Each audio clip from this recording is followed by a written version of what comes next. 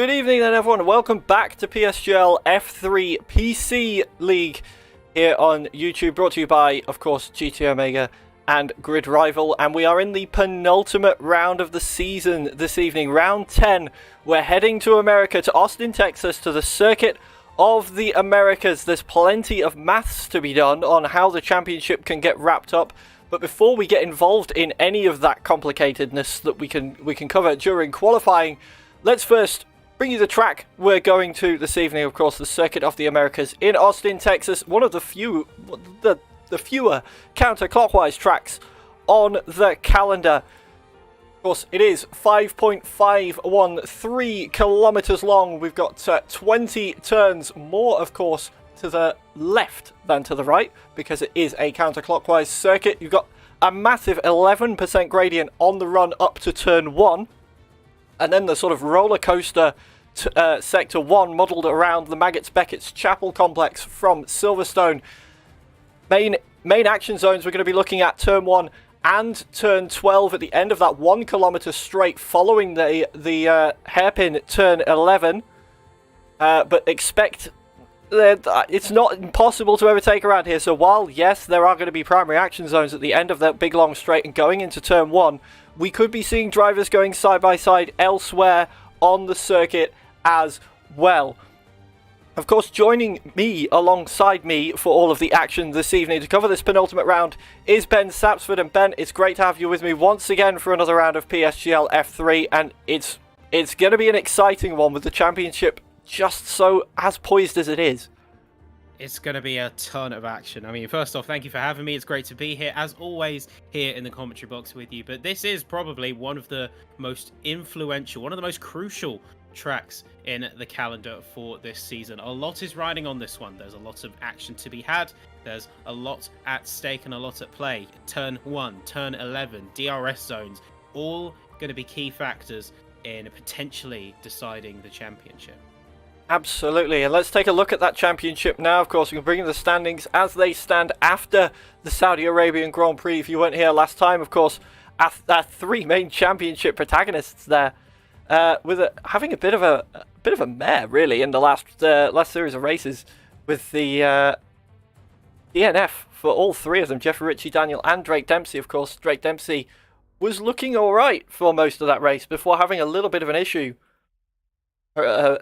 towards the middle part of it that dropped him out of the points, and then it just went from bad to worse from there and wound up DNFing completely. Daniel as well, not really his fault. He had seemingly some sort of software bug that went off and caused his game to black screen, and he couldn't see where he's going, and he wound up into the barrier on the exit of Turn 1, leading to his DNF, as well as the issues that we saw Jeffrey Ritchie having during the race as well. But we have, as you can see, a very, very tight championship going on at the moment, with Drake Dempsey with his 20-point lead with 2 races to go. Maximum of 34 points are available up for grabs for the drivers in these final 2 rounds. So 20 points is not an insurmountable gap. However, Drake Dempsey can make it an insurmountable gap this evening. If Drake Dempsey wins this race, doesn't matter where anybody else finishes, he will be PC F3 champion for season 31. If he doesn't win this race, it starts to get a little bit more complicated, because you've got, of course, the gap back to Jeffrey Ritchie and Zoltan Boda, but Daniel is the one to watch in this one. It's a little bit less complicated, so we'll focus on that one for now, and we'll cover some of the more complex versions of the events later on, should they pan out. But Daniel, being that main championship rival, he will need to win this race if Drake Dempsey gets on the podium. That is absolutely certain. If Daniel cannot win this race with Drake Dempsey on the podium in second or third, Drake Dempsey will be the champion. If Drake finishes off the podium, a podium for Daniel will work to keep him in touch of the championship down to P5 for Drake Dempsey. And then P6 is P4. P7 is P5 with the fastest lap, and so on, going down and down. If Drake Dempsey does not score points again here this evening, Daniel will need P8 or better to stay in touch, and as a quick mention, Zoltan Boda and Valentin Tayvard a little bit further back will need to be on the podium to stay in touch. So that's how tight the championship is. I can hear the beeps going off in the background. We're going to be loading into qualifying very, very shortly. A very important race for Drake Dempsey, who's flying the flag a little bit for himself here. Of course, it's his home race, being in America. And we should mention as well, we mentioned last week that Xander Van Dijken had just signed for the McLaren Shadow esports development team. Well, it was announced on social media just the other day that Drake Dempsey has signed for the Sauber esports team as their development driver. So the 16-year-old going to be racing at his home Grand Prix in the game. With that news behind him, that momentum carrying him forwards, I'd put him in a fair shout of claiming the title here tonight. I 100% have faith that he's definitely going to put on a strong fight. He's got that morale behind him, you know, and that counts for a lot in racing. Not just, of course, having the skill, having that potential, but also having your wits about you, having your mind in the right place. And if you're in a good place like that, yes, you can get overconfident. But I think that morale boost might just be that little pip of extra performance he needs to potentially lock it out today. Well, we have some cars starting to head out onto the track now. After the absolute curveball that was Saudi Arabia, I'm certainly looking forward to seeing how the drivers handle the circuit of the Americas and how they handle it in what looks like overcast weather. Yeah, I was about to say, speaking of curveballs, the weather's not looking particularly great here in Texas for the time being. It's looking pretty cloudy, and that could spell rain later on in the qualifying, so that might mean we'll see some more representative times a little bit earlier on in qualifying this time than we are used to. That might play well into some drivers' hands, of course, but there are other drivers we've seen through historically in this season that have preferred to sort of warm up to the track through the session and then get that fast lap in right towards the end of qualifying, their final lap being their quickest lap, as is almost predictable for most as the track rubbers up and everybody gets more and more comfortable with it and so on and so forth. But rain can really, really change that. So it'll be interesting to see if we do get rain, if that does mix the grid up a little bit. It will be a bit of a mix-up for sure. I think rain is going to be a great equalizer across the field. It's certainly something that drivers have to remember, have to have their wits about them. And really, it's a bit of a safety net, a bit of a reality check for some drivers. We know that some often like to push the boundaries, push the limits. Rain doesn't give you that luxury whatsoever. It is harsh, it is unforgiving, it will not hold your hand like, let's say, a gravel trap or a asphalt runoff will. If you get caught out in the rain, you are round. Yeah, absolutely, and that is not something you want to be doing during a qualifying session, especially if it's sort of that crossover period where you might be able to get away with one final lap on slicks before the track gets too wet. One little mistake, as easy as it would be, could be the difference in finishing in qualifying, at least towards the front of the grid or towards the back. And if you're towards the back, as we've seen multiple times this season, all the work to do, it's not impossible, but it is very difficult. Now, speaking of pushing the boundaries, just an update on the stewards' findings from last time, where we saw a few drivers definitely were pushing the boundaries a little bit. We saw Jonah Martins pick up a 5-second time penalty during the race in Saudi Arabia. That penalty has been removed. It was an in-game glitch that caused him to get an unfair penalty, so that was taken off the race time. We saw Jan Haladej pick up a 5-second time penalty on lap 18 as well, which was unfairly awarded for overtaking a car that wasn't moving under safety car conditions. That too has been removed, and the other incident that was reviewed by the stewards was lap 3, turn 27, between this driver, Jane Turpkov, and Andrew Korapi. We saw a little bit of argy-bargy around the final corner with brushes with the wall. No further action given by the stewards. It was a racing incident in there as Jane Turpkov took no action as they were being run out of road and kept hard turning left instead of opening up the steering. Andrew Korapi was awarded a warning for not supplying any footage of their own, but no further action on that incident, as we do have action on track and the times are starting to come in thick and fast. And Valentin Taivard, the pocket rocket from Saudi Arabia, currently sitting in provisional pole position. Yeah, because we saw the absolute standout performance that we had from Taivard in Saudi Arabia, going in to clinch a strong win and really push himself up in terms of points. Really capitalized, I have to say, on some of the misfortune of the further up runners. and put themselves in a good spot in the championship. We're going to see now if they can hold that momentum. They're putting on a good pace so far, 132.2 compared to the rest of the field. As we see some of the times start to roll in, it's around the 0.5, 6, 7 is. And hopefully, I mean, we will start to see the times go down as the session progresses. But the question is, how far can we go? Can we even see 131s? I'm banking on it.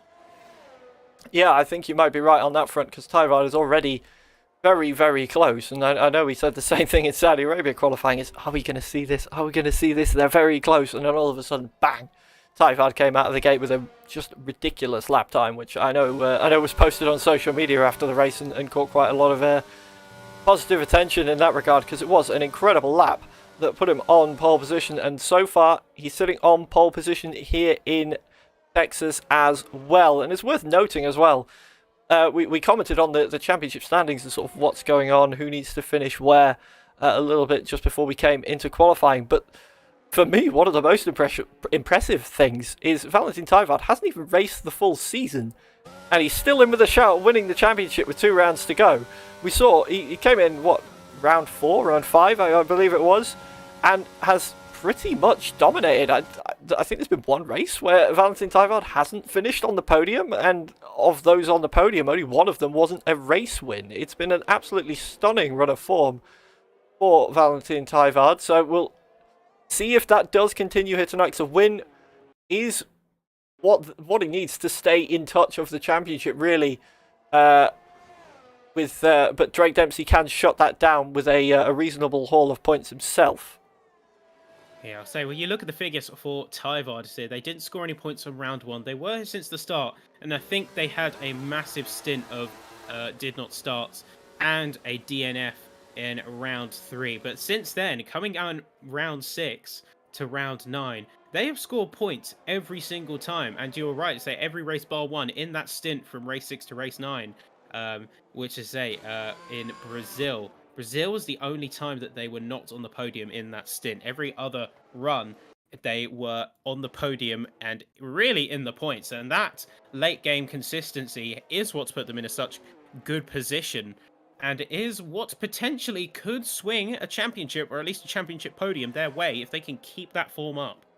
Absolutely. As speaking of form, we see a lovely pirouette by Modesto Mena, showing us some dancing form out there, going around turn number 17 and 18 there before diving into the pits. And we've already got cars back out for another run in qualifying right now. We can see Valentin Tyvard back out on track, already hungry to beat that time we've seen set already, the 32.239. There's more time on the board for Valentin Tyvard. I have no doubts whatsoever as the Haas driver makes his way around the hairpin. And I really hope that we see, going back to Drake Dempsey, our championship leader as well, I hope we see him at least on the podium this evening, for no other reason than I would love to interview a driver at their home race. I'm trying to think of a time where I've known about it, because a few of these drivers are a little more forthcoming with information on social media and so on and so forth. So it would be very cool to interview him, especially if he's champion as well at that time, following the race. But of course, we will have to see how the race plays out. At the moment, Drake Dempsey's in a good position, P2, and out on an out lap. At the moment, Valentin Tyvard is on a lap, but it is an invalidated one right now, so he's just going to back off before the final corner and go again. And let's ride on board with the Haas driver then for a lap of the circuit of the Americas then, as we head up that 11% gradient. The TV cameras don't do it justice. You can really tell going uphill on board just how steep it is, and then you're downhill through this first sector, as I said earlier on, modelled after the Maggots Beckett's Chapel complex at Silverstone, weaving left, right, and then slowly down through the gears, weaving it through. It's a very, very quick section of track indeed before you finally start slowing down towards the blind turn 10 and the run downhill towards the hairpin at turn 11. The track widens, as you can see, towards the apex, so we may be seeing moves happening there during the race, and then we get this long 1 kilometre straight with a bit of a hill as well. DRS will be incredibly useful down here during the race. to try and get moves done into turn 12, which is another hairpin-like corner. And here we go on the brakes again, cutting that as fine as you dare. And then we're into Sector 3, which also was modelled after another piece of quite famous racetrack elsewhere around the world, the Hockenheimring, the stadium section. As Valentin Tijvaart gets a little bit wobbly going through the middle of this sector. Then towards the end of the lap, turns 17 and 18, where we saw the rather infamous move from Kimi Räikkönen that got him a penalty in 2018, I believe that was, and removed from the podium with the penalty that came after the race. Then one final corner to go. You're on the start-finish line and across the line, even with a wiggle in the middle, a 32.054 for Tijvaart, really setting the bar now. It's insane pace from the Haas driver, and yeah, bar those couple of wiggles, they really had it on lock. The lines were around the track. They were pushing the absolute nth degree of track position. As they were right on the lines at some parts, even skipping over them briefly, but still keeping it within the acceptable margin deemed by the stewards. And I say that mastery of the track, knowing where you can and can't go, that's half the battle of getting such good times as we're seeing here.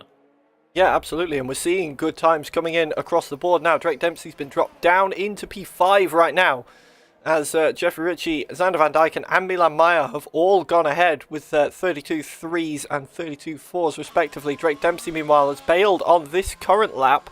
We saw a little bit of a mistake earlier on in the lap, and that has caused the American to come into the pits, recompose, ready to go out again and try and get a better starting position. So far, we've got 6 drivers without a time on the board. Let's take a look. One of the McLarens, in fact, still yet to set a time. Jonas Martins, who's just started another lap right now, making his way through the middle sector as Daniel, one of our other championship protagonists, move up into P2 with a 1:32.308. They're all still a good 3/10 off the back of Valentin Tijvaart at the moment, as Jonas Martins does invalidate this lap as well, so this will not be another lap for him on the board. As qualifying starts to get closer and closer towards the end, you want to be doing that less and less, because you're just piling more pressure. Yeah, the pressure does certainly build. We come to the last few minutes of qualifying, and that's where you suddenly see everyone coming out in full force. It's got to be something you've got to be really careful of, really mindful of. Not even just getting a good time, but getting a time on the boards. We talked at length, and I almost sound like a broken record, the whole idea of having a banker lap. And that banker lap is so crucial. Even if you don't get a good run, you invalidate afterwards, you at least have that safety net to get yourself some positions, some of which may be crucial in a bigger fight. Absolutely, and big fights, I feel, are going to be brewing in this one, given the way the championship is going into it. As I can see, we've got more cars coming out on track. We've got a few drivers running out of sync at the moment. I believe Thomas Lamminen is currently out on a lap, as we see Get-Owned, Alessandro Moras and Andrew Corapi come out on out laps, with the rest of the field all staying in ahead of the final blast that we will see through qualifying. 5.5 minutes less than to go in the session, and I'm expecting maybe a little bit of as I say, composure time for those that are looking for better times, as Joseph Loke goes up into P2, the first non-Valentin Tijvaart driver to drop below the 1:32.3s in this qualifying session, but I expect we'll be seeing more of those coming as time goes on. So far, no sign of the rain that looked like it might have been threatening at the start of the session. It's staying dry, albeit still a little bit overcast. We've got some shadows, and I can see it's getting a little brighter, so the sun trying to poke its way through, but not showing itself for now. Take a look at what Get-Owned is doing then through the first sector of the lap, and yeah, Ben. So I just want to fold it back to, I know you're focusing on Get-Owned, but focusing back on Loke for a second, they have been an absolutely blisteringly fast competitor in the league so far. They don't often come to races, but when they do, you know that they're going to be setting some fire lap times, and they're going to really be holding the pace of the race. They, in fact, I believe, have the highest win percentage of 2 out of 4 races they've competed in. A little bit of quantity bias, but still indicative of their pace overall. Yeah, and that could be that could be the thorn in Valentin Tijvaart's side, potentially, for the championship, of course, so far this evening, because a win would really help Tijvaart stay in touch with the championship, and might be, given where Drake Dempsey finishes, pretty necessary, in fact, to stay in touch with the championship. So, having someone like Joseph Loke, who's proven so far this season that, yeah, when they turn up for races, they can win, that could be the spanner in the works. That could be the little bit of spice on this championship that could really turn it on its head as we get underway. For now, Get Owned pulls into the pits, but we do have a couple of cars on track. I believe Jeffrey Ritchie is currently an cool-down lap. It's not an in-lap. Yes, it is. He comes in quite late, but that was an in-lap. Leonard Gertz also out there, but on an invalidated and very slow lap. I imagine that will be him coming into the pits as well, meaning the only car we currently have on track is Jan Halliday in the Aston Martin. With 3 minutes of the session to go, we'll start seeing cars flying out the pit lane very, very shortly just to get these last runs of qualifying in. Can anybody beat Valentin Tijvaard's current time? Can anybody get into the 1:31s? That is going to be the question that I'm fairly certain we will see the answer to towards the end of the session. I wouldn't be surprised if Valentin Tijvaard, if no one else, breaks into the 31s. We saw from that lap that Tijvaard put in, there is more time on the table for the Haas driver, but even so, a very comfortable margin for the moment that might be applying the pressure to the rest of the field. Yeah, they can't exactly rest on their laurels yet, however. We saw last round that anything can happen in racing, whether that is technical failure, whether that's just pure misfortune. We saw that with the top 3 runners in the championship all getting DNFs in Saudi Arabia. Here, we might not see that, but we do have some wild cards nonetheless. Joseph Loke coming in and being a proven competitor, as you said, will be that wild card in today's race, although much more can happen. Kota is a much more unique circuit as far as the calendar goes. I say it does take some inspiration from other circuits, but it also, particularly in the incline and decline department, in the altitude change, certainly poses some unique challenges for the drivers, because a lot of drivers, they train in, of course, on-track running, but for the most part, they're assuming, or their mental model in their way of processing the challenges ahead, it's as if you were level.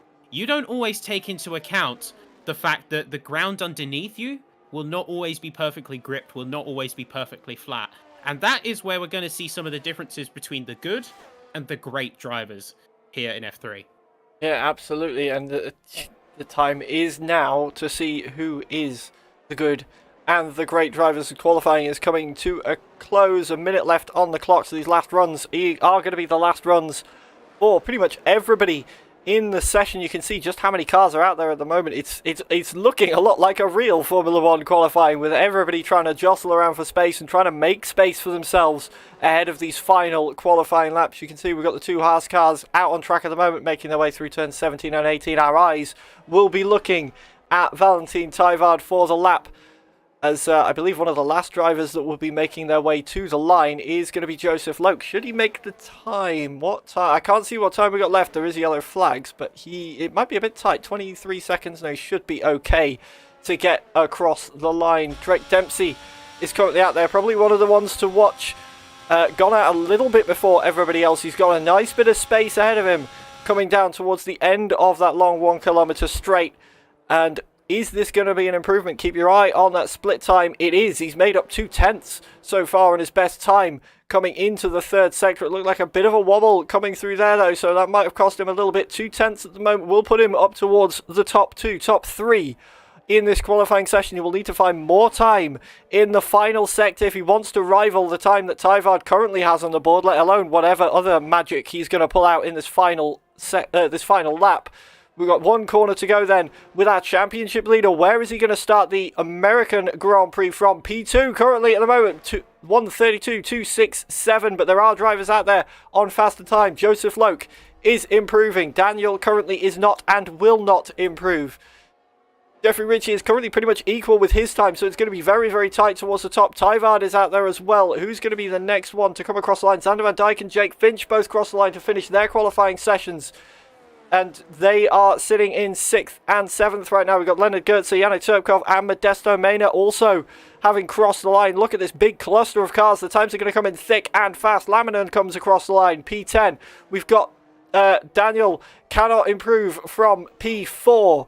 Joseph Loke is coming around the final sector now. Can he rival anything that Valentin Tyvard is going to put on the board? Just a couple of corners to go. Jeffrey Ritchie slots in just behind Joseph Loke for now. Valentin Tyvard doesn't improve on that lap then. 132.054 is the target. Can Joseph Loke hit that target? No. 132.097, 7/100ths of a second. In fact, not even that, 4/100ths of a second. This is why you don't let commentators do maths, folks. 4/100ths of a second. The gap back from Tyvard to Joseph Loke. One of the more close qualifyings for pole positions we've seen for a little while, but that matters not as Valentin Tyvard secures yet another pole position in PSGL F3 with our championship leader on the second row of the grid. There's some really tight margins there out on the grid. You've got 43 milliseconds between Tyvard and Loke. You've got 14 milliseconds between Drake Dempsey and Jeffrey Ritchie. I mean, you've got 7 milliseconds between Milan Mayer and Andrew Korapi. Some of these drivers are operating really at their peak level. They're fighting tooth and nail, and they're going to be doing so in the race. Luckily, these hard-fought positions are going to be put to good use as we see the timing board start to come through. Absolutely, it's a confirmation of Valentin Tyvard's pole position there with Joseph Loke alongside him on the front row of the grid. Pace is pretty even on these two, so keep your eyes peeled at the race start, heading towards turn 1. Drake Dempsey also looking for a good position to secure that championship here this evening, lining up alongside Jeffrey Ritchie. Daniel and Xander Van Dyken are on row 3 just behind with the Red Bull of Jake Finch and the Ferrari of Milan Mayer in P7 and P8. Andrew Korapi and Jan Halliday round out the top 10 with Zoltan Boda and Thomas Lamminen in P11 and P12. Leonard Goetze and Get Owned in P13 and P14 with the second Aston Martin of Yannick Turpkov and Alessandro Moras lining up behind them. And we will get full confirmation of the grid in a moment. I will just double check. I believe we possibly are going to be getting a lobby restart just from what I have heard. The lobby settings weren't quite correct, so we are going to be getting a restart in just a second. Just confirmation of the final positions on the grid. Yannick Turpkov and Alessandro Moras P15 and P16 with Jona Martins and Modesto Mena at the back of the grid. We are going to be getting that lobby restart then, so we'll flick back across to our intermission screen for a moment as the lobby does indeed get remade. For those wondering, the time of day wasn't quite set right, so we're going to be restarting for that very, very shortly indeed.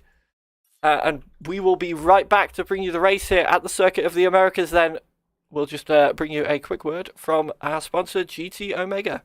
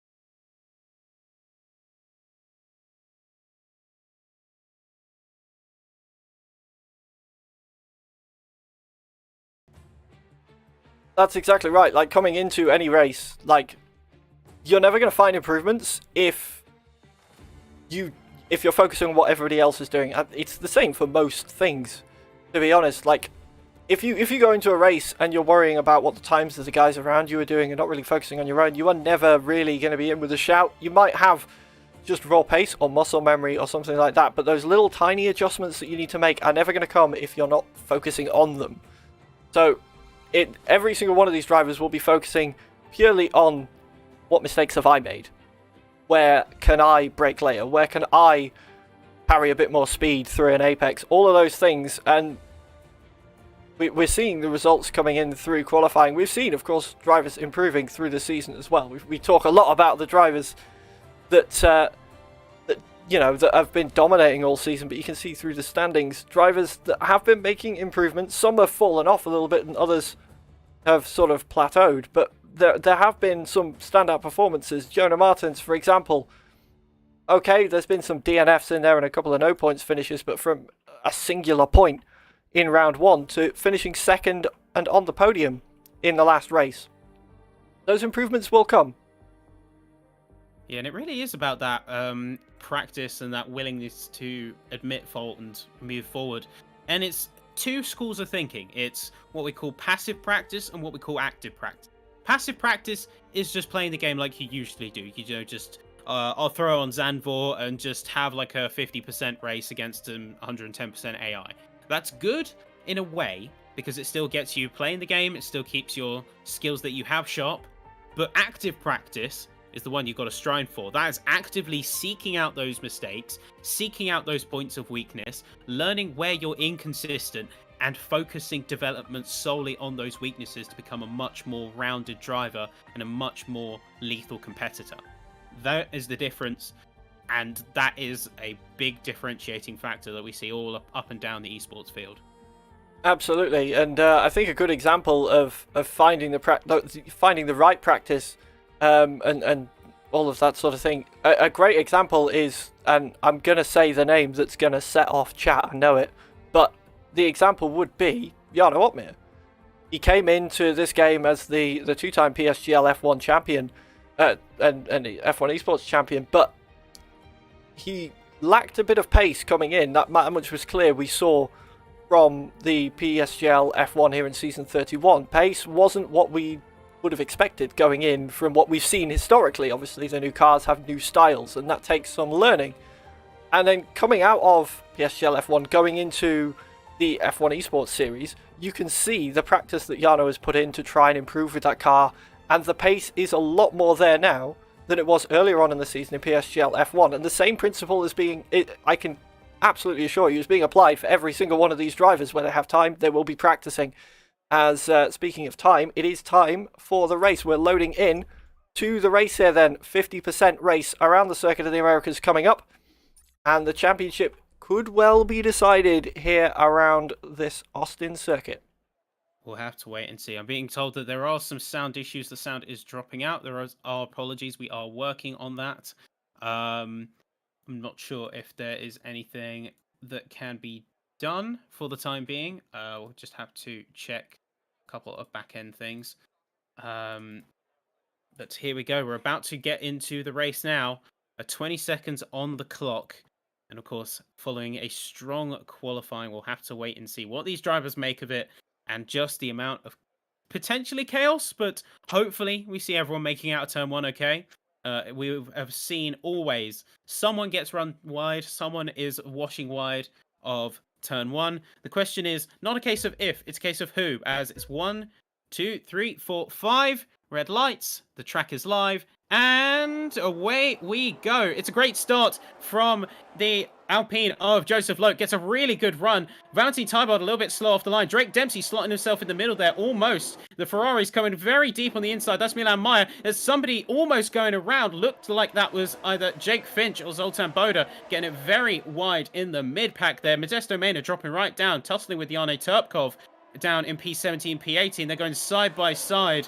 through the end of Sector 1. And side by side again is Valentine Tyvard and Joseph Loke. They're fighting tooth and nail, trying to see who can squeeze out the other. Tyvard just about making it out for the time being, but by no means is he out of the woods yet. He's still got plenty of pressure on board from Loke, but Loke is also under their own pressures as Daniel now is making their statement and making their presence known. Drake Dempsey running very wide, and just as we see everyone coming down, there's going to be a spin at the back from Thomas Lammen. And what is going on there down the back of the field? Yeah, absolutely not the race start that Lammen would have wanted, but just about the race start that Valentine Tyvard would have wanted. He had to work for it to keep it there. With, as we said, that battle would be brewing, as we see another battle brewing at the moment between Drake Dempsey and Jeffrey Ritchie going into the final sector. Those two running side by side. We said we could expect to see cars running side by side here, and that we are at the moment. Dempsey has to yield that position for now on Jeffrey Ritchie, but he's coming right back at him, going around the outside now of turns 17 and 18. But Jeffrey Ritchie's just holding that inside line, and that is going to give him the better run through the corner. But Dempsey is not done with this yet. He's all over the back of that Alfa Romeo right now. As we can see, the lead battle is spicing up once again. Daniel is sticking with it as well. Those three very, very close together, and I'm sure Drake Dempsey wants to be a part of it as Valentine Tyvard leads coming towards the end of lap 1. But look at this, Joseph Loke going up towards the inside of turn 1. Is he going to make the move stick? He's got the room on the inside, a little bit of wheel banging between the two, but no love lost. And once again, we run down the hill into the first sector, side by side with Tyvard and Joseph Loke. This battle looks like it's going to be going on all race long. Tyvard just about holds on for now, but Loke is all over the back of him, as is Drake Dempsey all over the back of Jeffrey Ritchie as well. And Daniel is sitting in quite a nice position at the moment. He's got fighting going on in front of him. He's got fighting going on behind him. He can really just chill for the time being. A lot of drivers, they just need to keep that pocket, but it looks like a mistake from Tyvard coming out into the second sector, ready to head to the back straight, really getting wiggly around the rear end of the car, just starting to really feel that pressure, and that was all that Loke needed to push up into P1, hold the lead, and they're on good resource too. Valentine Tyvard's already run out of batteries, on 5%. He hasn't got the resources. He burned it all trying to defend. And Daniel is going to be another one to capitalize on top of that. Coming through the back straight. Before even DRS has kicked in, he's already made a move up. And Tyvard is down to third. What seems like a point of insurmountable dominance to fighting with Jeffrey Ritchie.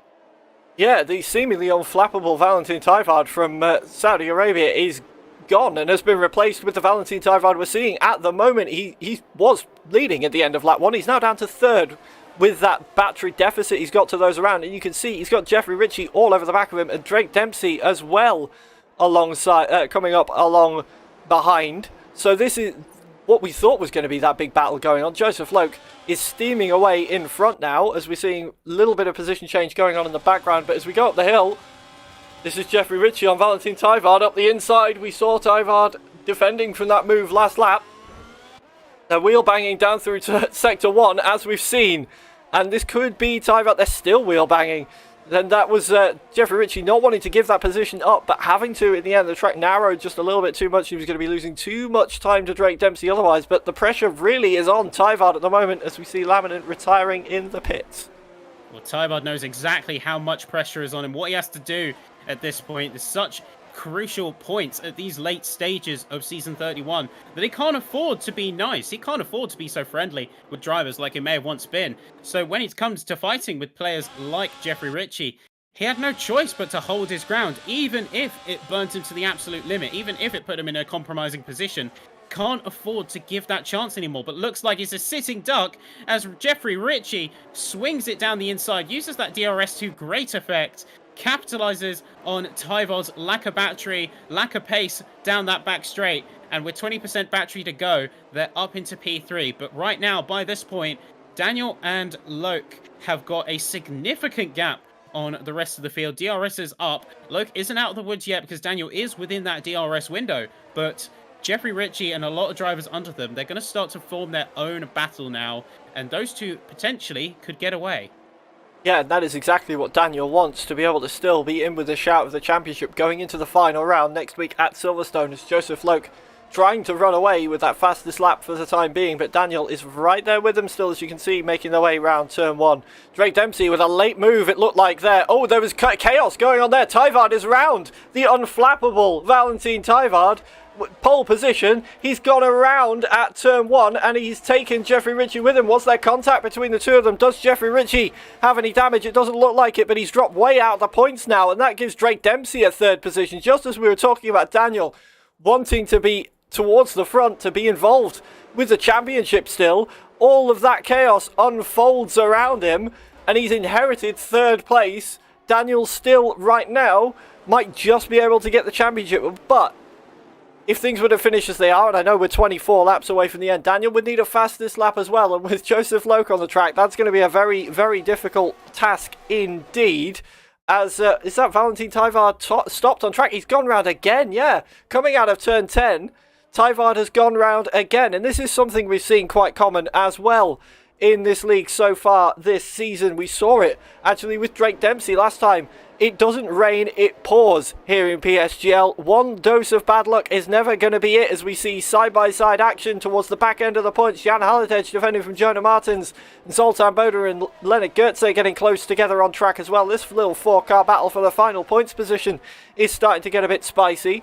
But yeah, Valentin Tyvard from unflappable in Saudi Arabia to pole position in Austin, Texas, to the back of the field at the end of lap 4.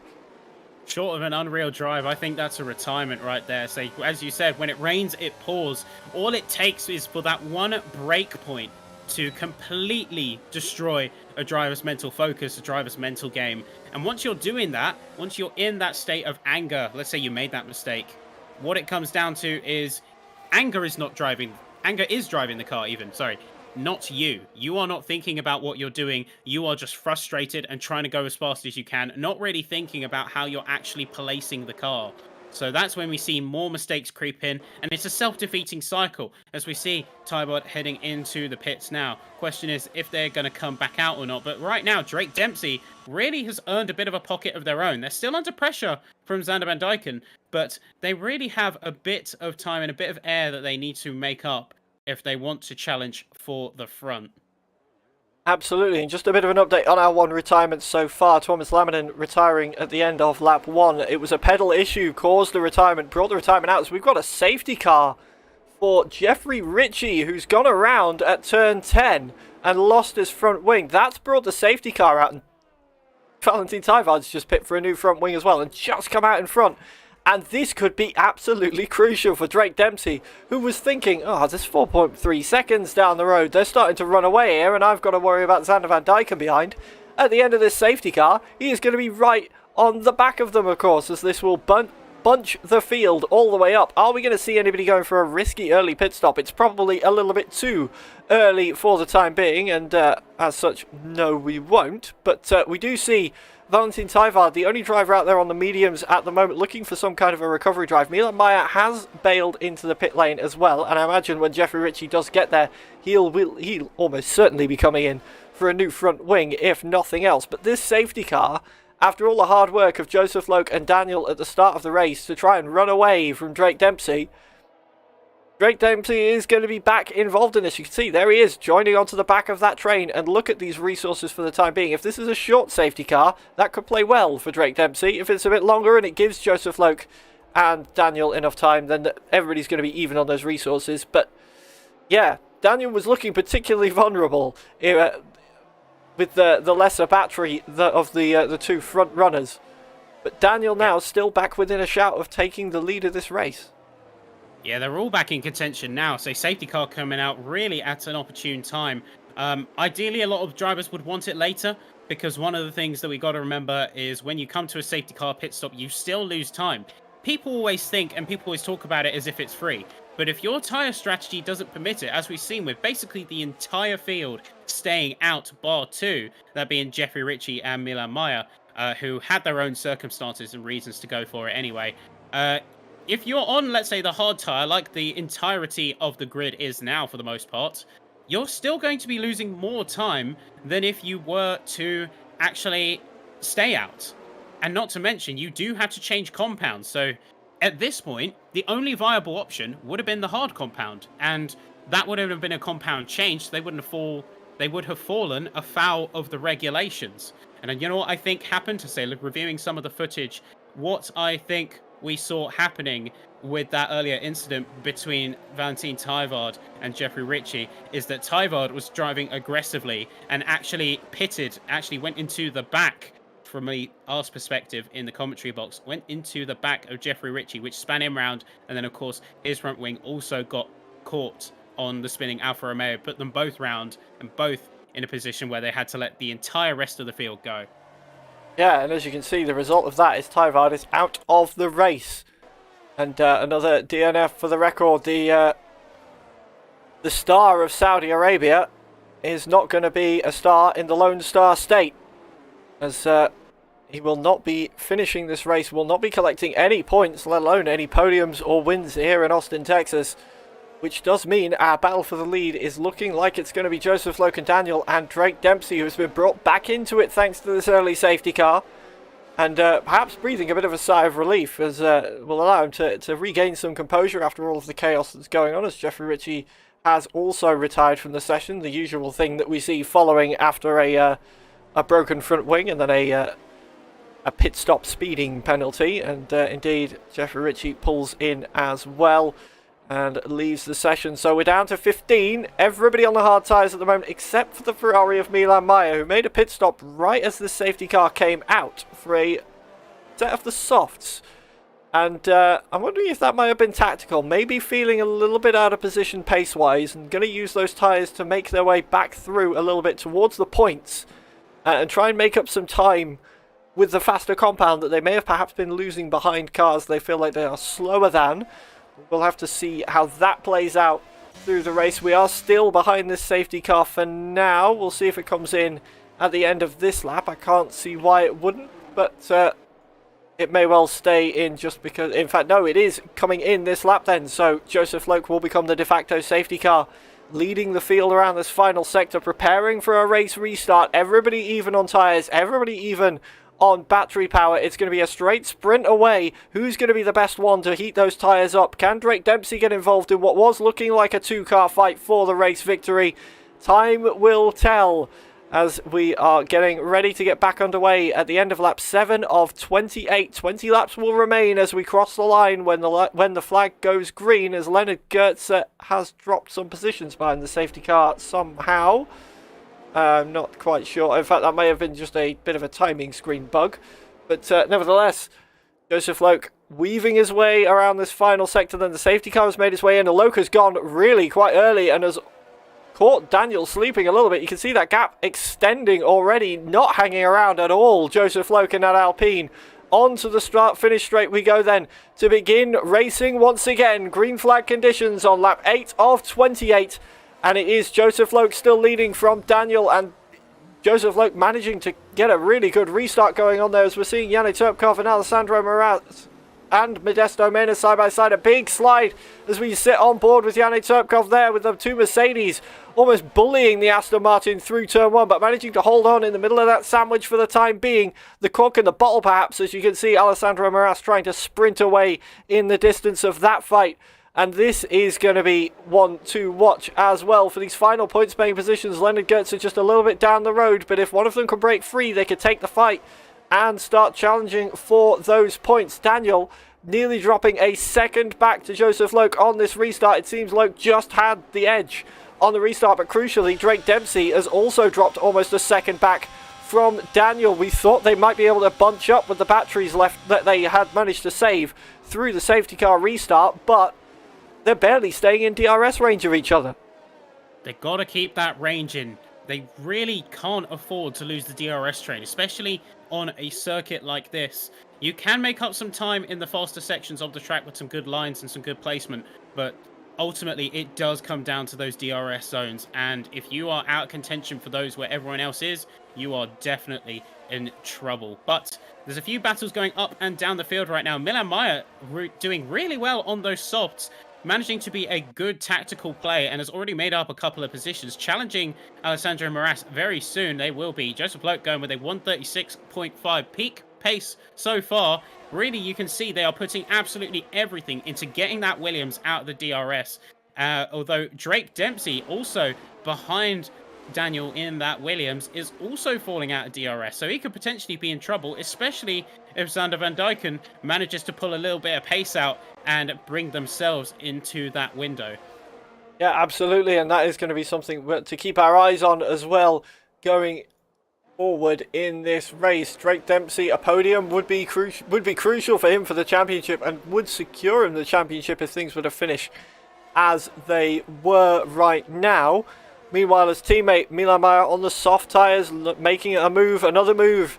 This time on Alessandro Moras, sizing towards those points-paying positions on the soft tyre. Of course, I have no doubts in my mind whatsoever we're going to see another pit stop come out from Milan Mayer. But how much time can be gained to stopping on the softs with that pit stop under the safety car? Time will tell. But Leonard Goetze is the next car on track for Milan Mayer then.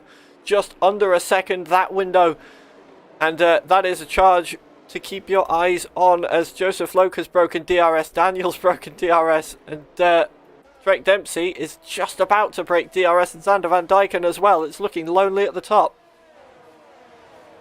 They've just brought that gapping out between them all, and this is really those early stages of the race pre-DRS and getting the race back on green is what matters. Loke going with another fastest lap, breaking 2 more tenths off of that race record. DRS only now being enabled, but in the case of the top 4, it's too late. The next one to have DRS and to keep it throughout the entire rest of the field is Jake Finch up in P5. But right now we're seeing some trading of places between Milan Mayer and Leonard Goetze through turn 1. Very nicely done from that Ferrari. They have a very small window tactically to use those softs to get them fully used in terms of performance potential. They're doing really well. You can see the amount of time they are shaving off with every corner, especially through the fast sections.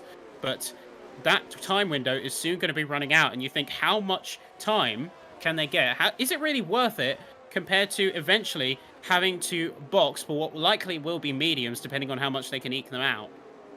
Yeah, absolutely. I mean, from outside of the points, I don't think there's really anything that Milan Mayer had to lose in making this decision, and time will tell if it's a good one. As you can see, just up ahead, Zoltan Bode with the help of the DRS gets past Jona Martins, meaning that Jona Martins is now the target for Milan Mayer and the soft tyres. We are, as you say, probably going to be seeing Mayer go on to the mediums at a later stage of the race, as zipping up the inside, becoming the outside, trying the moves on the soft tyres all over the back of that McLaren right now. But the way this part of the track is, it's quite difficult to get by. Not impossible, but difficult. And Jona Martins at the moment putting that McLaren in all of the right parts of it to keep the Ferrari behind. But I feel like it is a matter of when and not if Milan Mayer manages to find a way through on Jona Martins as the DRS opens and we make our way down towards turn 1 and then up towards turn 1.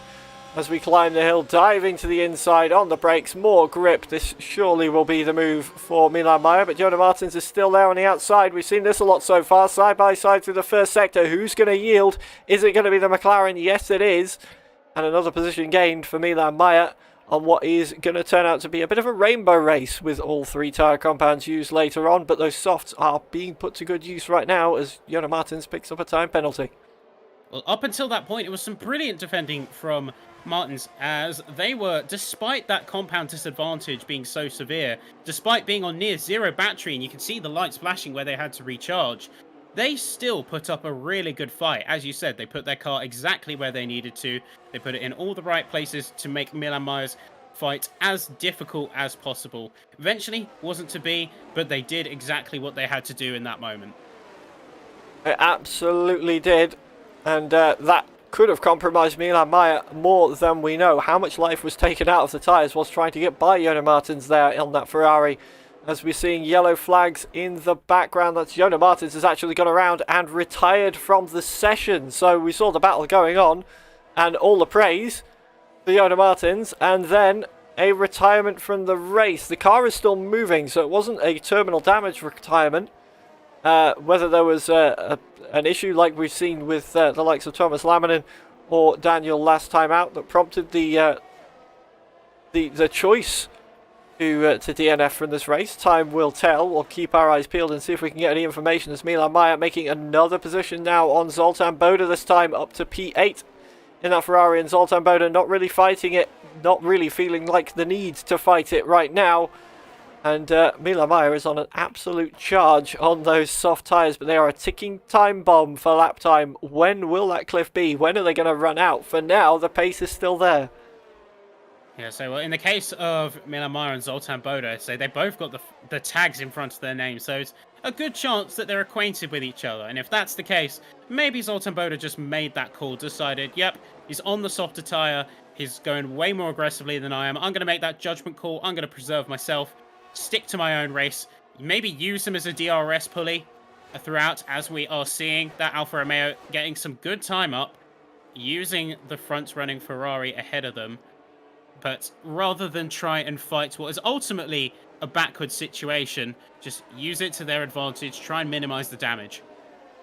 Yeah, and now the question is going to be, what damage can Milan Meyer do to that gap in front? 1.7 seconds to Jan Halliday in front. So no DRS this time around. It is going to be all about the raw grip that those soft tyres are giving for the moment. But we will take a break away from this battle to focus on a battle a little bit further ahead. Jake Finch in the Red Bull at the moment is starting to close in on Zander Van Dijken a little bit, who doesn't have the DRS assistance. Drake Dempsey a little bit too far down the road for that, as the lead three all make themselves a little bit of space. And Jake Finch, with all of the resources available at the moment, this is a strategy, of course, we've seen being put to use quite frequently in PSGL this season. Just chilling out behind the driver ahead. If you have DRS and they don't, just use them to keep your pace where it needs to be and look after your tyres, look after your battery, and then play hard for it later on. And I'm sure that is what we're seeing Jake Finch doing right now, which may not play well for Zander Van Dijken. P4 at the moment, but the pressure could be on later on through the race if things stay as they are. And speaking of things staying as they are, as we reach the halfway point of the race, currently Drake Dempsey sits in P3, which means if things did finish right now, Drake Dempsey would be PSGL F3 Season 31 Championship on the champion on the PC. As whilst Daniel currently has the position that he would need to stay in touch in the championship, he does not have the fastest lap under his belt, which would be necessary if things stayed as they are for Daniel to be still in touch. But Joseph Loke being on the track is throwing a spanner in the works for that one at the moment, with the blistering pace we've seen from the Alpine so far in the race. As we get towards the half distance point then, Joseph Loke is still leading from Daniel, Drake Dempsey, Zander Van Dijken, as Get-Owned has had a bit of a moment, it would appear, in the background. We saw some position changes going on. Whether that was on his own or not, I'm not sure. Is there any damage? Non-visual on that Alpine, but coming into the pits, and are we about to see a retirement? A late pit entry for Janne Turpkov there as well, and locking up coming into the pit lane. Are we about to see the first pit stops off the hard tyre runners then at the half distance point of the race?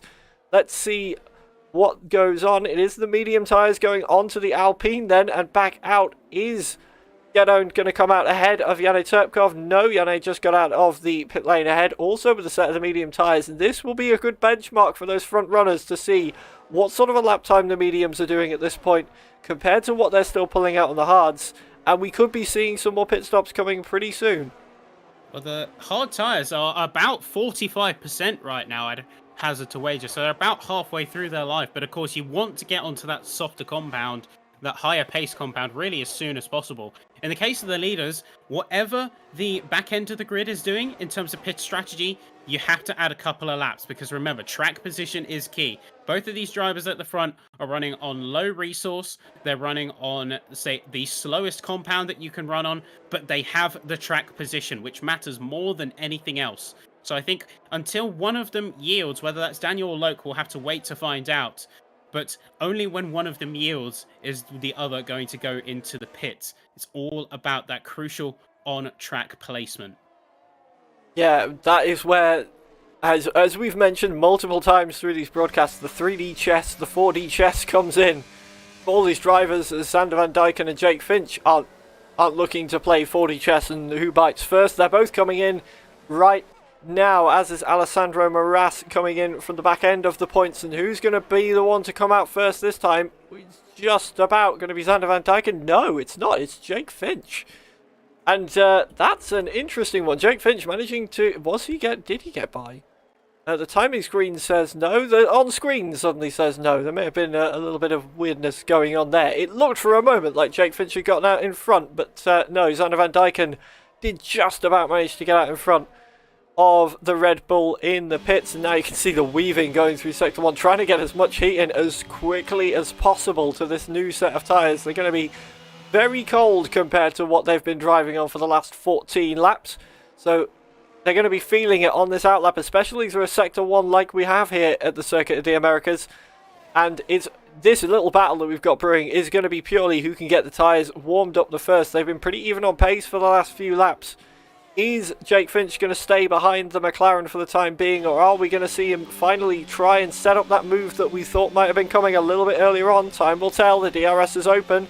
I'm not seeing a move starting right now for the Red Bull driver, but it's looking pretty good at the moment as they are sitting at the back end of the points. Look at the battery difference between the two. Xander Van Dyken has basically nothing, and Jake Finch has a nearly full battery, so that is almost a done deal between those two. As a purple middle sector coming out from Jake Finch, and we've got the race leaders in the pits. Everyone's coming into the pits now. So the race leaders going in is that call that they need. Jan Halliday being the only one in the front runners to stay out on the hards any longer, potentially trying to get some last minute track advantage, capitalize on the busy pit lane and potential traffic concerns. That's one thing that drivers have to consider. Big shakeups happening up and down the grid right now. Everyone trying to shuffle, get their pit stops in as quickly as possible. Jarno Terpkov setting a 136 flat on those medium tyres, putting a testament to that pace. Interestingly, we didn't see Milan Sorry to cut you off, Ben. We've got a big battle going through Sector 1. We've got Xander Van Dyken and Jake Finch are battling side by side with Drake Dempsey as he comes out the pits. Those cold medium tyres, he's going to need to warm them up pretty damn fast. There's lots more side by side in the background. Contact between the two of them as well. They're still wobbling around, but they've just about managed to hold it together for the time being. Finch has gotten through. Drake Dempsey breathing a sigh of relief as he's been released a little bit away from this fight. But I was about to say, he was about a second behind Daniel whilst trying to battle for his championship still, and this fight that he almost got tangled in could have been absolutely crucial for that, but the two of them just couldn't keep it apart for long enough to involve Drake Dempsey, and he might have just gotten away with that.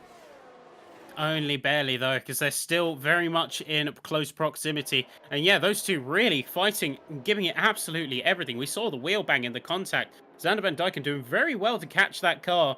What looked to have been a almost certain spin from the McLaren, managing to keep it together nicely. Right now, Jarno Terpkov back down in P10, about to potentially make a move on Leonard Goetze, pokes it around the inside, heading through the final sector now. Is going to dip back. But everyone at this point is trying to get heat into those tyres. And for those who have already been running for a lap, it is open season. Jan Halliday finally coming into the pits as well. Yeah, and this battle between the leaders is still going on as Xander Van Dyken dropping a little bit further back this time. There wasn't any moves going on. Are they going to use Drake Dempsey as a bit of a slingshot here? We've seen Jake Finch doing this earlier on in the race, just sitting back and minding his own resources. You can see Drake Dempsey, after trying to push to get out of the pits ahead, not a lot of battery left. Xander Van Dyken also with not a lot of battery left. Meanwhile, Jake Finch is sitting pretty in P4 at the moment with a half a tank of battery, even with the wobbles, with the wheel banging, and all the shenanigans that we saw on that outlap. He's in the best position of these three going into lap 17. He could still steal this podium away from Drake Dempsey, which could shake the championship up and take it to the end. Because if Drake Dempsey finishes off the podium, a P2 for Daniel will be enough to keep him in touch and take the title battle to Silverstone. So this battle that is brewing on screen right now could be the difference between Drake Dempsey being crowned champion here or taking the fight to round 11. And we've also got some fights further down the field. Zoltan Boda continuing to put pressure on Leonard Goetze right now. Got a little bit pushed out coming out of the back straight. It's going to poke their nose in once again. See if they can go for another move. Just not having that pace, though. Leonard Goetze swinging it around and keeping the pace around the outside. Joseph Loke, though, with a 135.3. Blistering pace in that Alpine, and right now seems to be in a league of their own. They're 2.5 seconds clear to Daniel, who is 4 seconds clear of Drake Dempsey.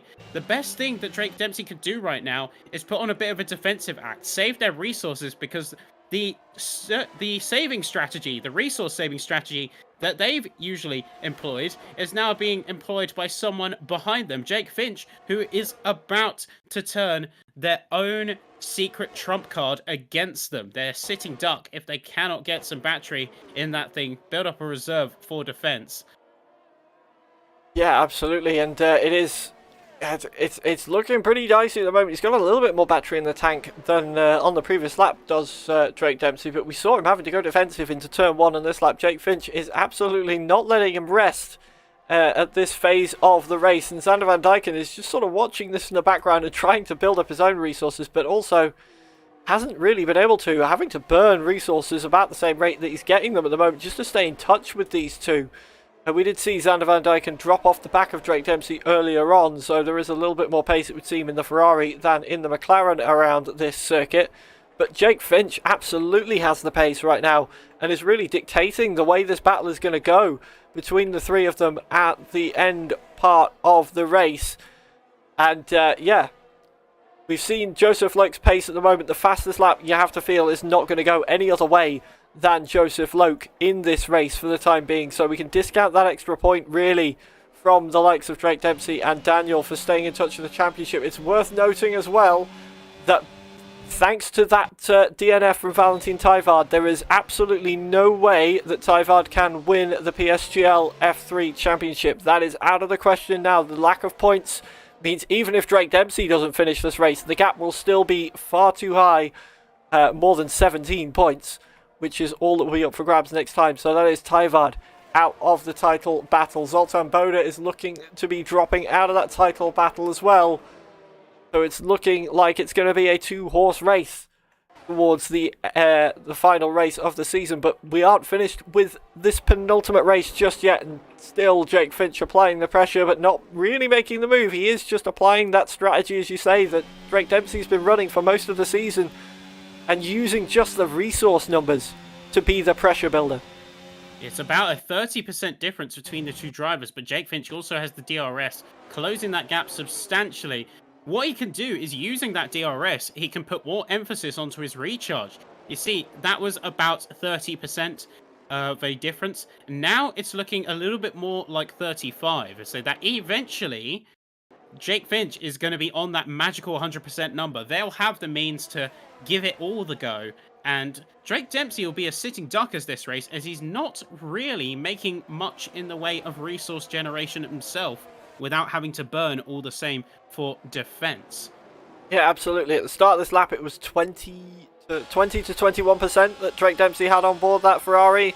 The end of the lap, it was 27, so only 6% gained in the lap as Zoltan Boda picks up a time penalty. Multiple warnings. And look at this, Jake Finch actually going a little bit deep into turn 1. Not going to be worried about that at all, because I can't see Xander Van Dyken trying to get through. Though Xander is slowly building resources himself as Andrew Korapi comes in and makes it 5 retirements so far this evening from the race. 13 cars still running with 8 laps to go. It is still Joseph Loke with a dominant lead at the moment, 2.6 seconds. We saw a similar thing happen in Saudi Arabia with Valentin Tijvaard, who is out of the race here in Texas. Now it's Joseph Loke's turn to dominate, and dominate he has been doing so far.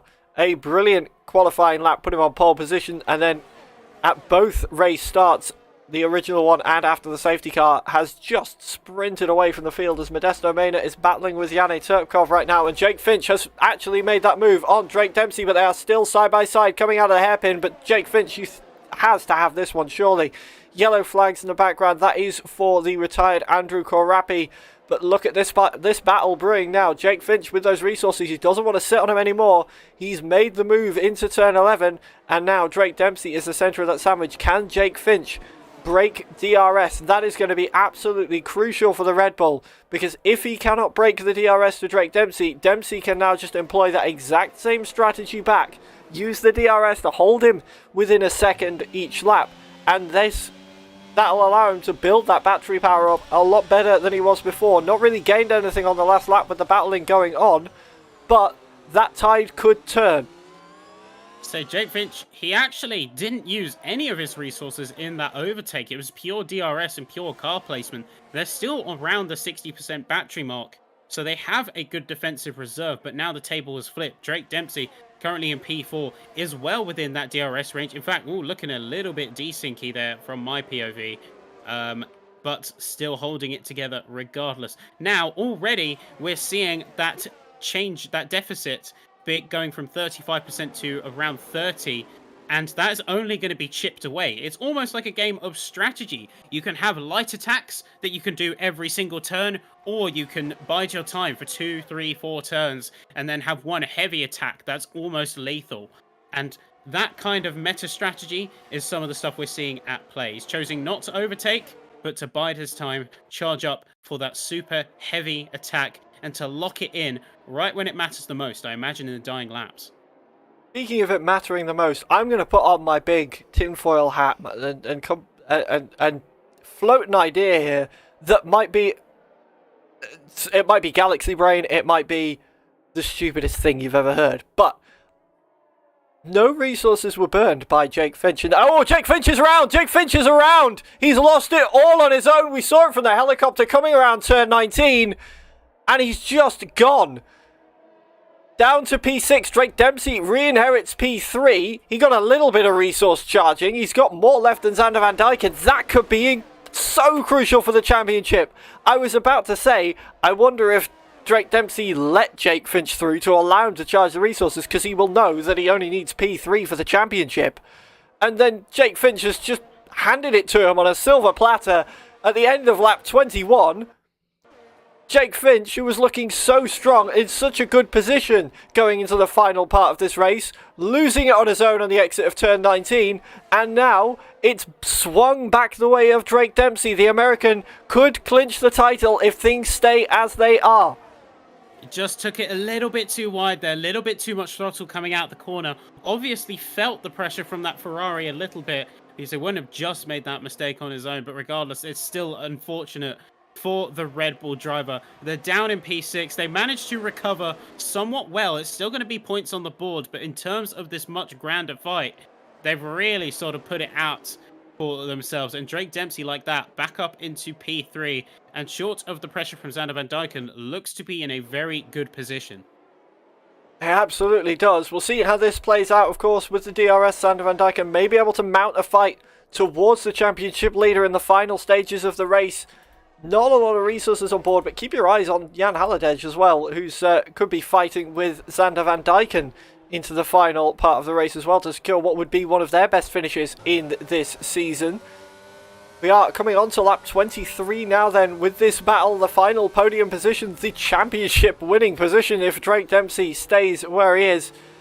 And it's going to go all the way down to the wire between them. The resources aren't looking amazing on any of the cars. Drake Dempsey, as we've been saying repeatedly, with the upper hand on that front, but it's not by a huge amount, not by the amounts that we saw the difference between Jake Finch and Drake Dempsey. And speaking of Jake Finch, he does have that little bit of excess resources to try and burn to get back with that fight. It isn't completely over. With 5 laps to go, he's only got to make up a few seconds, but he might be able to just do it, especially if those 3 start scrapping.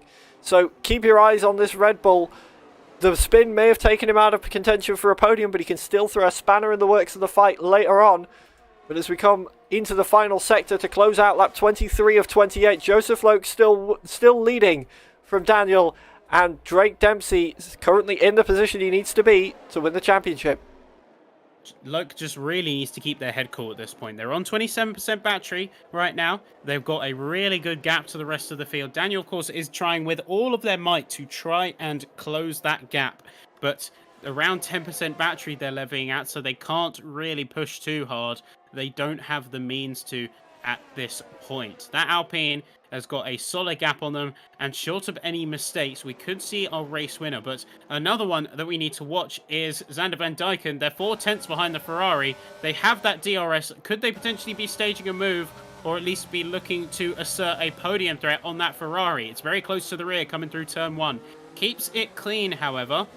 I think they're just poising themselves and taking their time to assess their opponent before going in for a move. Yeah, they absolutely could well be, but we know from Xander he's got pace, and he could well be trying to employ that same Drake Dempsey strat that we were talking about Jake Finch trying to pull off earlier on. Maybe trying to save the battery, not quite to the same level we've seen Drake Dempsey and Jake Finch doing earlier on, but maybe trying to save to mount a very late attack on Drake Dempsey to try and steal that podium away in the last lap or two. We'll keep our eyes peeled on that McLaren as the lap timer ticks down. 4 laps to go here at Austin, Texas, with Joseph Loke still leading, and this battle really is going to be the one to watch. Everybody else has sort of settled in where they are, with the exception of Milan Mayer, who has made their final pit stop for a set of the medium tyres and is now, with the help of the DRS, making the way past Yanni Turpkov. Are we going to see Milan Mayer up into the points at the end of this race?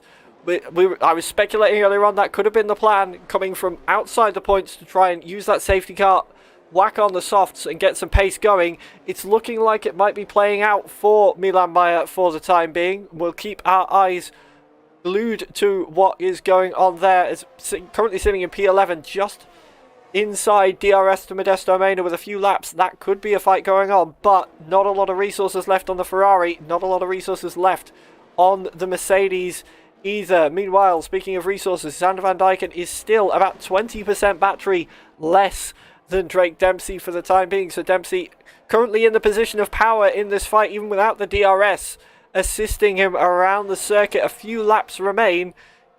How is this podium gonna close out? Are we gonna see Drake on there? Is Xander Van Dyken gonna get there? Are we gonna see a podium for Jan Halliday? It's a big juggle all on the table right now. Jan Halliday is putting that pressure on the McLaren, and Xander Van Dyken is in a pretty precarious position. Of course, they have to make that judgment call of whether they want to push up. They have the resource disadvantage on Drake Dempsey, but they have about even keel with the Aston Martin of Jan Halliday. So do they go for attack and potentially leave themselves vulnerable if it fails, or do they go on the defense and just try to secure the P4? That's the judgment call these drivers have got to make. So far, they're making good use of the DRS, really getting on the back of that Ferrari of Drake Dempsey, using it to full effect. But Jan Halliday is a threat that is simply not going away. They're on 2 laps younger mediums compared to the McLaren, and that is something that we've got to bear in mind as well. Yeah, absolutely right, and that could play out. The closer and closer we get towards the end of this race, the more and more that could play into it, with the tyres starting to wear out. I'm not quite sure what the life percentage on the mediums is going to be right now, but I can guarantee you Jan Halliday has a bit more left than Xander Van Dyken does, and more than Drake Dempsey as well does at this phase of the race. And we're seeing just how close Jan Halliday is getting now, diving across to the inside at turn 1. They're side by side. Dempsey is praying that they don't make contact as Halliday picks up a time penalty, and that could ruin that fight that we've seen. Cutting across a little bit too much on the inside. Sticking with this fight for now, though. So just because the penalty showed up, the fight is not over. Jan Halliday still trying to stay glued to the back of this McLaren. We're on lap 26 of 28. This is the battle for the final podium position, and any one of these 3 could finish on it. Drake Dempsey will be sighing a little bit of a sigh of relief in that helmet, seeing the battle brewing between these 2. The more they scrap, the less pressure will be on our championship leader for that 3rd position.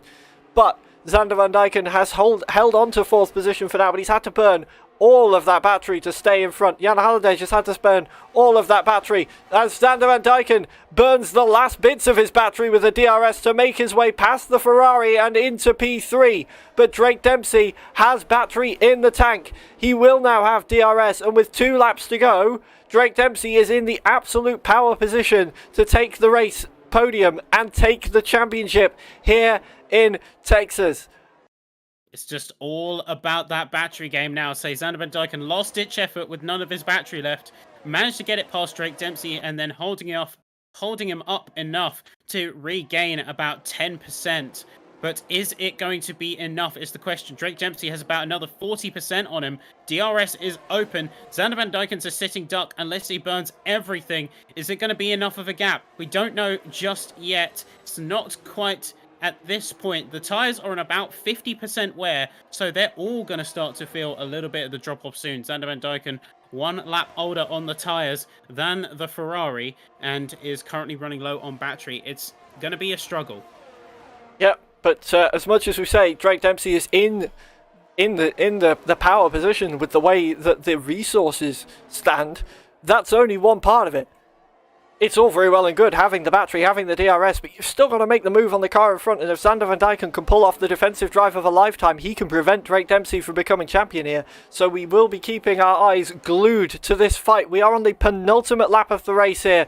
Drake Dempsey is a little bit further back from Xander Van Dijken than he perhaps would have liked right now, and Jan Haladej is actually lining up a move on the championship leader for the time being. Not going to follow that through, but it looks like if Drake Dempsey wants this podium and wants to take the championship here, he's going to have to do it on the final lap of the race. The final lap of the race that is about to be started by Joseph Loke, who has pretty much dominated here in Texas for this evening. Not really put a foot wrong, led almost every lap except for the one lap that Jan Haladej decided to try and overcut with, which has worked, as you can see from the position of that Aston Martin right now. But around the final corner for the penultimate time we go, is Drake Dempsey going to be able to get this move done on the final lap of the race? The DRS opens on the Ferrari. You can see him burning the battery. What battery does Xander Van Dijken have left? Well, we should be asking what battery for that McLaren. He's got nothing. He is running on fumes. Drake Dempsey has a nearly half-filled battery at his disposal on this final lap.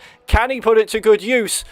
Lap 28 of 28 through Sector 1. He can't really make the overtake here, but he's going to keep piling the pressure on that McLaren as we head around towards turn number 7. And you can see how close he is. They've dropped Jan Haladej, who's sitting in a similar boat to Xander Van Dijken at the moment in terms of that battery percentage remaining. Through the blind turn 11 and towards...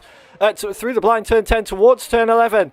Drake Dempsey sitting behind the McLaren for now, but he's going to have DRS down this back straight. It's a long back straight, a whole kilometre of DRS and battery burning. You can see Xander Van Dijken weaving his way up the hill, trying to keep the Ferrari behind, but there's nothing he can do. And Drake Dempsey will retake that third position down into the hairpin at turn 12, and short of a mistake, that will be all she wrote for the championship.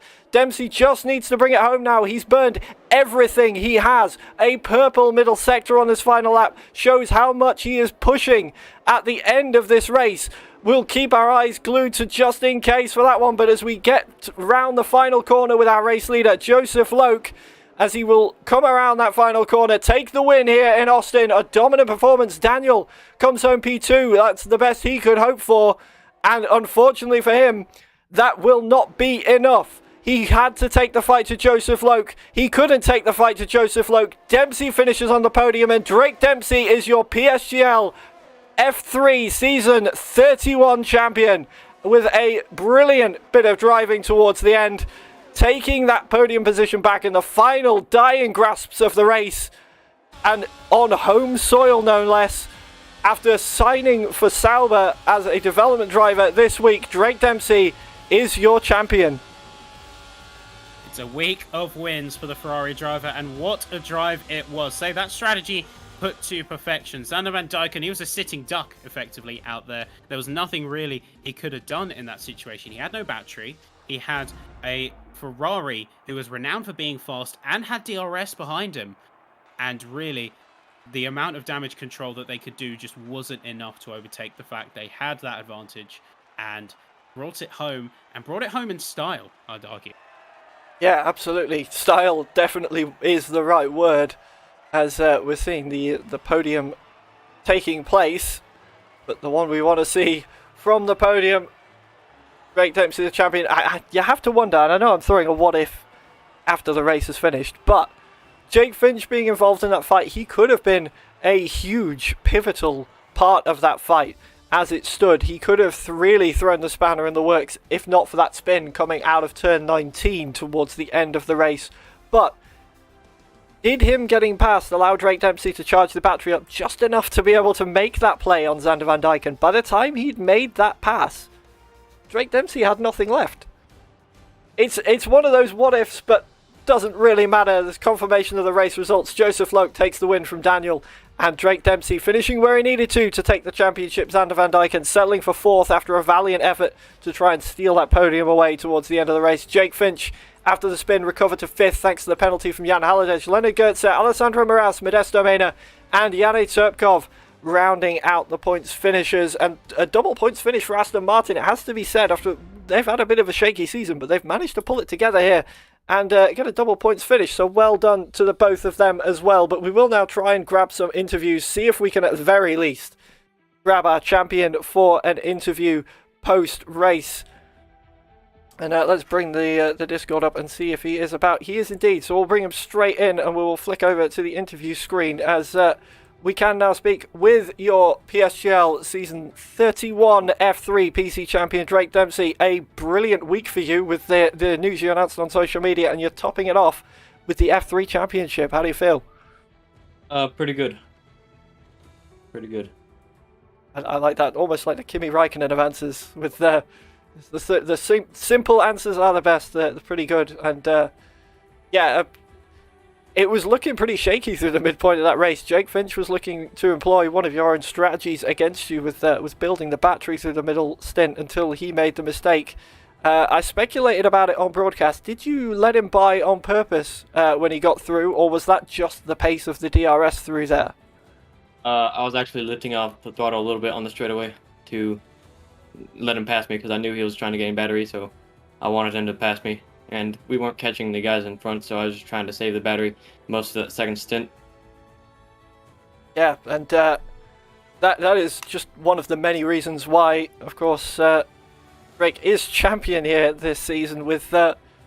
I called it the Gigabrain strat on during the race, and it worked out beautifully for you in the end, managing to retake that podium from Xander van Dijken in the final lap, pretty much at the final real opportunity on the lap. How does it feel to secure the championship at what is your home race as well?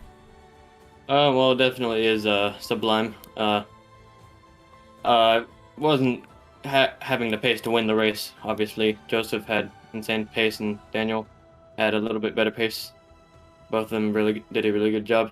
And yeah, I was struggling a little bit. Like, I was practicing about 2 days ago. I was doing good pace, and then I just dropped off about 3/10 for no reason for a day. So most of yesterday was just trying to find a way to get back to where I was at this middle of practice. Yeah, well, regardless of pace drops or not, it was still exactly what you needed this evening. Ben, anything from you? Yeah, I think it was a brilliant call on the strategy. Personally, say watching and keeping an eye on resources, it was a brilliant call, in my opinion, to let off, allow yourself to get that battery, get that reserve, and then allow you to enable those moves. So brilliantly done there. Of course, to say a weaker wins, has to be said. A weaker wins, of course, to say your announcements, and now this, becoming champion. What would you say was your one defining moment over the whole season that made you realize, actually, I've got a shot of winning this? If you had to pin it down to one moment, what would that moment be? That's a thought. I mean, I guess Monza definitely started a good streak of races that resulted in 2 wins in P2, and now P3 here. Even though you don't remember the last race, that didn't happen.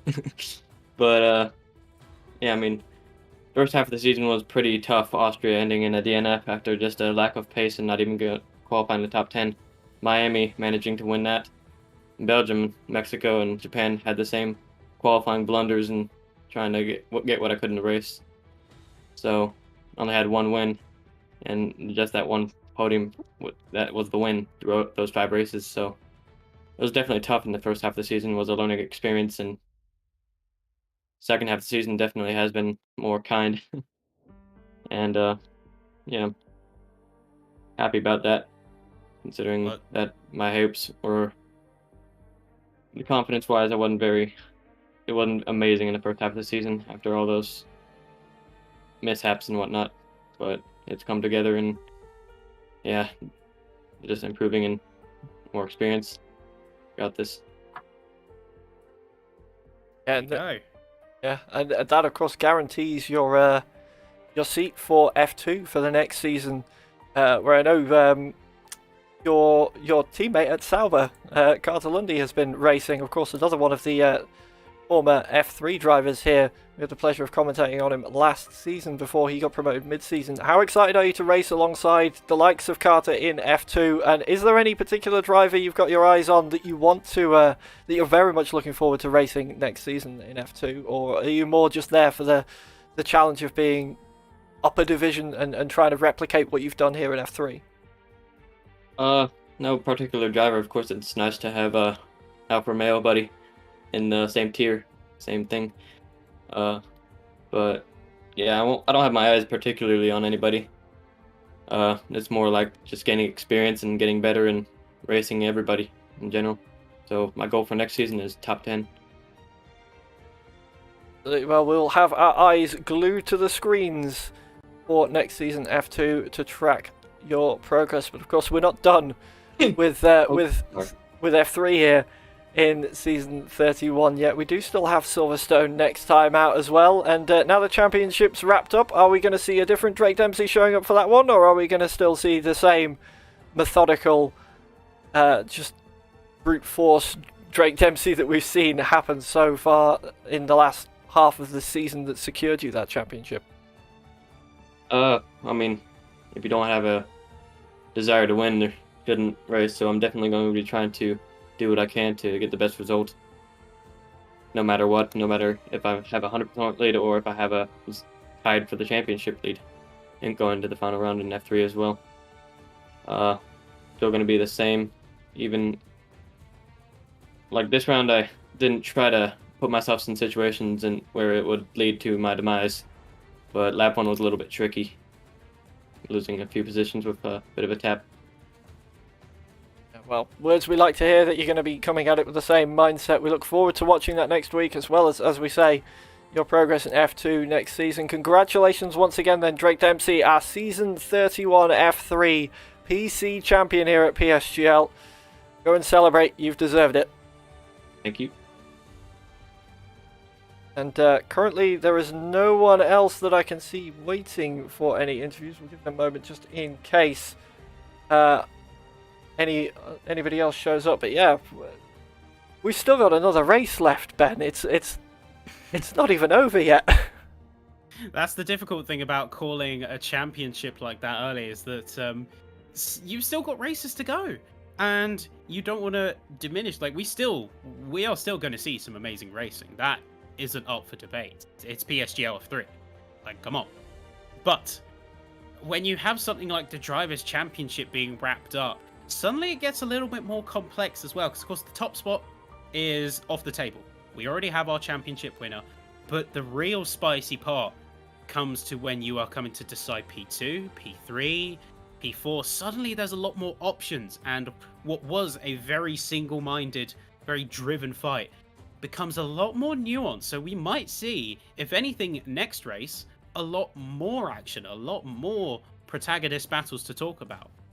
Yeah, absolutely. It's all going to be on the line in that final one. Daniel, I believe, will be going in with the advantage of those currently sitting in P2 in the championship, so he will have the advantage, but it was a lot closer for sort of P2, 3, 4, 5 than it was between P2 and P1 going into this race.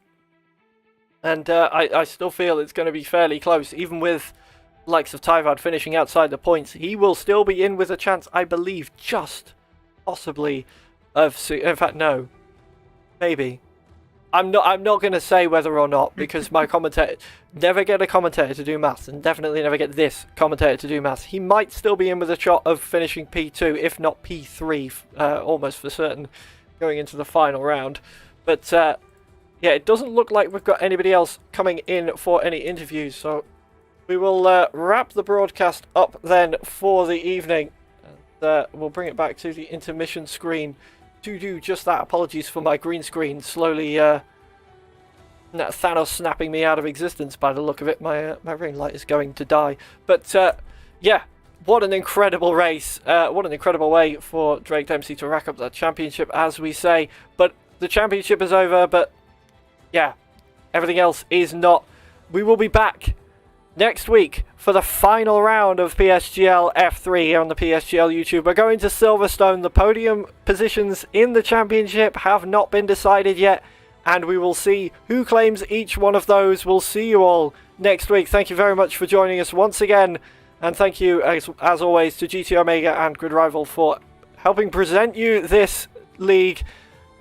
We'll see you next week. And we are out, and my voice is just about dead.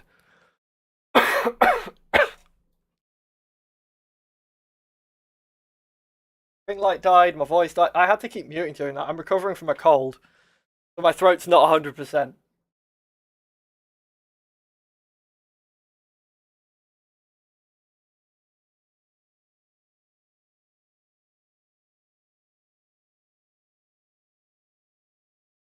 Yeah. It was... Yeah. And I'm quite proud. I managed to call the Gigabrain strat you were pulling off there, Drake. Ah, so was it a Gigabrain Carter strat? We've seen a few of those at F2. Ah, I got you.